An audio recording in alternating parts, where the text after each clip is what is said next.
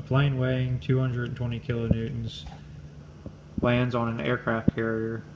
The plane is moving horizontally at 67 meters per second when its tail hook grabs hold of the arresting cables. The cables bring the plane to a stop at a distance of 84 meters. How much work is done on the plane by the arresting cables? That's the first part. And the second part is what is the force, which is assumed constant, that's exerted on the plane by the cables. Um, to find out the first part, I use the work energy theorem, which states that work equals the change in kinetic energy. The final energy was 0, so to find the initial kinetic energy, I use formula half mv squared and plugged all that in and came out with 5.03 times 10 to the 7th joules.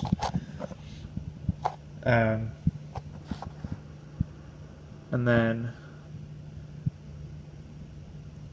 I subtracted that number from my final kinetic energy, and that number came out to be, the opposite.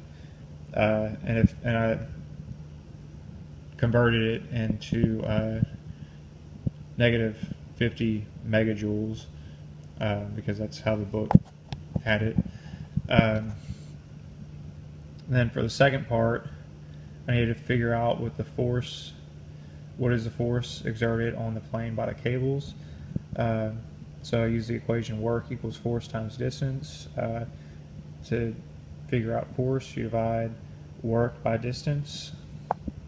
I plugged in the 5.03 times 10 to the 7th that I found out in the first part of the equation, in the first part of the problem, and I divided that by the 84 meters which was given to me, and